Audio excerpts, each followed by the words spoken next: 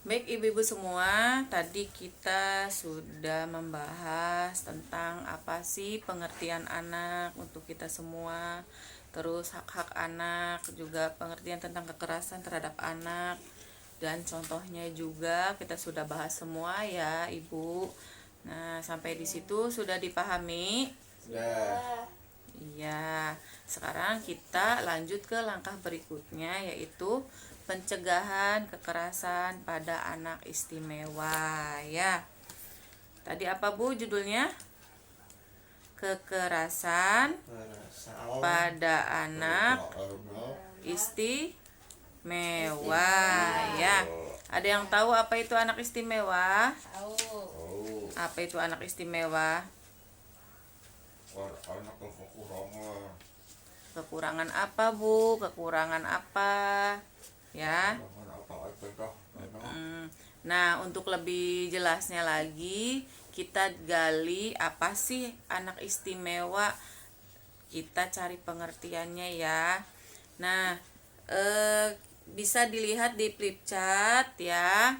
Bisa dilihat di sini di flip chart tuh pengertian anak istimewa.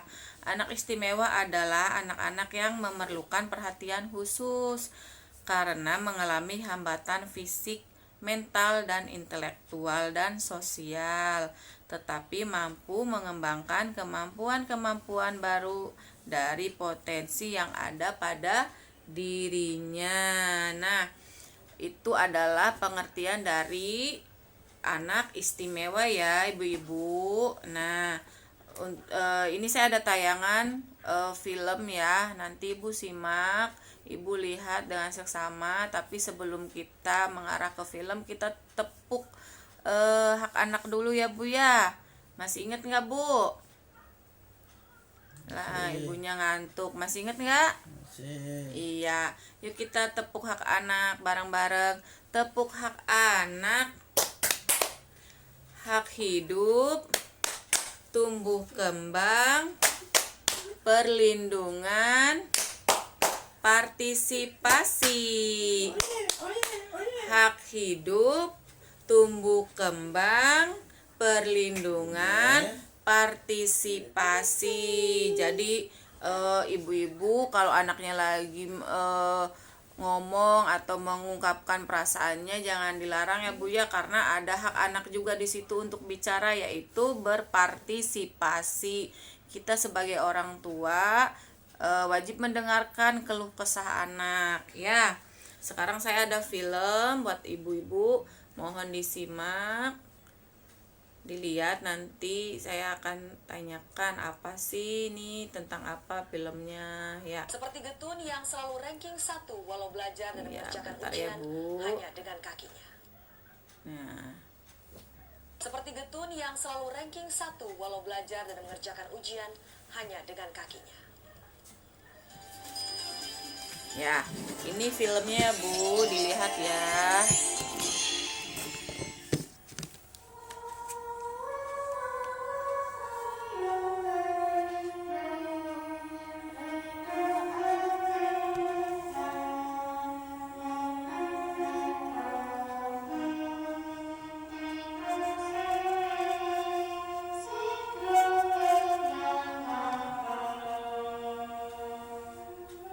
Getun Triaena, siswa kelas 5 SD Negeri 1 Celapar, Banjarnegara, Jawa Tengah, telah mahir menyanyikan sejumlah lagu dengan iringan organ. Sekarang, Getun jadi anggota inti grup musik sekolah.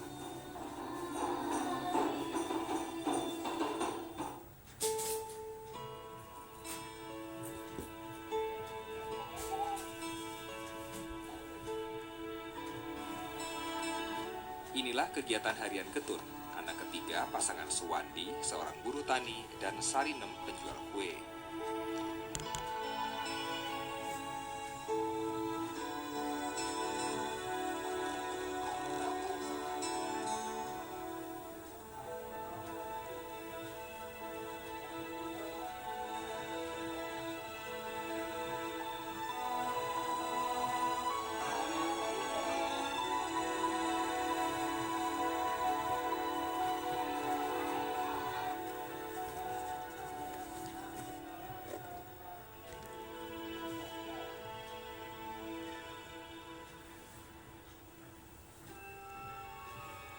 Cara menulis Getun jelas berbeda dengan rekan-rekan sekelas. Bukan berarti Getun sulit meraih prestasi. Kelas 1 ranking 1, kelas 2 ranking 1, kelas 3 ranking 2, kelas 4 semester 1 ranking 1, semester 2 ranking 2. Bagi teman-teman di sekolah, Getun telah menjadi inspirasi. Baik, nggak pernah menyerah, pintar, nggak pernah ngajakin temannya. Walaupun secara fisik dia mengalami kekurangan, tapi dalam kegiatan pembelajaran sehari-hari dia juga bisa mengikuti secara normal, dalam arti dalam kapasitas kemampuannya, nilai-nilai hariannya dia termasuk papan atas di kelasnya. Bahkan untuk tahun-tahun lalu dia bisa ranking 1 di kelas. Kegigihan Getun yang lahir bulan Mei 2002 terlihat bukan hanya di sekolah. Di rumah, Getun juga pantang dibantu.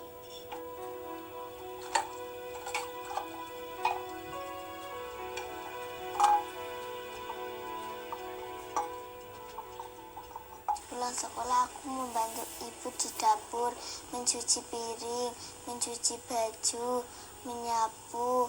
Kenapa tuh? Karena kasihan sama ibu. Kasihan sama ibu kerja sendiri ya? Ya.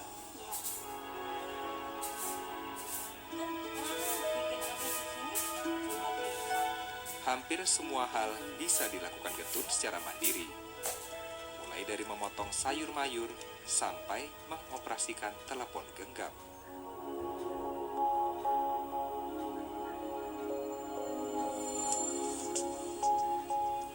Getun lahir tanpa kedua tangan. Sang bunda Sarinem kaget saat pertama kali melihat si buah hati. Dalam bahasa Jawa, Getun berarti menyesal. Saya waktu melahirkan Getun saya langsung kaget, nggak punya tangan, saya langsung nangis. Seiring perjalanan waktu, seluruh keluarga mengakui sosok Getun tidaklah melambangkan penyesalan. Waktu di rumah udah kelas 2 mulai belajar cuci pakaian sedikit-sedikit, terus cuci piring. Terus saya sih nggak ngajarin ya, itu ambil sapu, nyapu gitu. Saya mau itu jalan sendiri, nggak diantar-antar ke sekolahan. Sejak kecil, Getun menunjukkan sifat mampu berempati, menempatkan diri di posisi orang lain. Kalau waktu kecil itu masih digendong, kan udah jalan, kan saya gendong. Ada anak kecil bilang, ih Getun gak punya tangan. Mbak, itu anak kok bilang gak punya tangan ya? Kalau itu anak yang gak punya tangan gimana ya Bu gitu. Getun berharap bisa mengecap pendidikan hingga perguruan tinggi, sambil terus berdendang. Nggak punya tangan tapi nggak menyerah.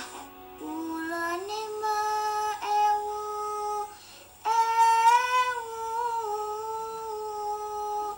winangku ing samudra.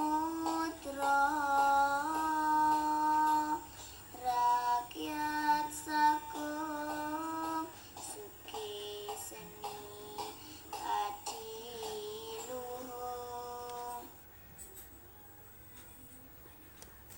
Iya. Udah ya Bu ya. Itu tadi filmnya tentang seorang anak yang bernama Getun ya Bu ya. Tuh tadi sudah disimak filmnya. Iya, cantik ya Bu anaknya ya. Dan juga berbakat. Iya. Coba apa sih yang Ibu lihat dari potensi Getun tadi yang dilihat dari film tadi? Ya, yang keahliannya Getun atau yang bisa sama Getun itu apa tadi Bu? Iya, bisa memainkan alat musik. Betul sekali Bu Maura. Iya, terus apa lagi yang dilihat tadi? Iya, berprestasi di sekolah, selalu ranking 1. Betul sekali, Bu Yunda. Iya. Iya, anaknya penurut dan percaya diri, penuh percaya diri ya. Betul sekali nih Ibu Risma ya. Nah, tadi Ibu sudah menjawab apa yang saya tanyakan tentang perihal film tadi, berarti ibu-ibu menyimak ya dengan baik tayangan tadi. Nah, saya mau kasih tadi ke yang sudah jawab nih, mau kasih tepuk hebat. Tadi siapa aja yang udah jawab? Iya, ada Bu Yunda, ada Ibu Maura, ada Ibu Risma. Yuk kita berikan tepuk hebat. Tepuk hebat. Hebat, hebat. Hebat, hebat. Hebat. Terima kasih. Nah, saya mau tanyakan lagi kepada ibu-ibu semua. Nih, di lingkungan ibu-ibu ada tidak yang kondisinya seperti Getun? Ya, tidak percis seperti Getun, tetapi ya ada gitu yang menjadi anak yang istimewa. Yo, ada nggak Bu? Oh, ada ya Bu Maura. Oh, tetangganya. Iya. Kenapa itu Bu Maura? Iya. Oh, iya, kakinya nggak ada satu. Iya. Nah, terus keluarganya gimana Bu? Istilahnya mempunyai keluarga yang seperti itu. Oh, biasa aja. Terkadang kan ada keluarga yang menyembunyikan karena malu ya punya anak gitu yang seperti itu ya. Kadang ada saja yang seperti itu ya Bu ya. Nah ya Bu, Getun adalah contoh anak istimewa. Istilah anak dengan kecacatan sama dengan disabilitas dapat disebut sebagai anak istimewa Bu ya. Nah, itu anak-anak yang seperti Getun itu bukan anak yang pembawa sial atau apa ya Bu ya, tetapi mereka itu anak yang istimewa. Kenapa bisa disebut dengan anak istimewa? Karena anak-anak seperti itu biasanya lebih tekun, menekuni potensi yang ada pada dirinya. Ya, tidak seperti anak yang normal pada umumnya hanya senang sesaat. Tetapi kalau anak-anak yang seperti Getun itu, mereka kalau sudah mempunyai potensi, misalkan di bidang musik seperti Getun, itu akan menekuninya di bidang itu. Jadi serius ya intinya gitu. Jadi tidak mansla-mensle ya Bu ya. Nah, kita harus mengambil hikmah dari cerita tersebut ya Bu ya. Nah, sekarang coba buka buku pintar halaman 28. Ya, ada di bawah enggak buku pintarnya halaman 28? Bu Dwi, di bawah enggak Bu Dwi? Iya, di bawah ya, bawah semua ya. Jangan lupa kalau kita mengadakan pertemuan kelompok P2K2, jangan lupa bawa buku pintarnya ya, karena semua ada di situ ya. Untuk penjelasan, untuk tugas-tugas ibu juga ada di buku pintar ya.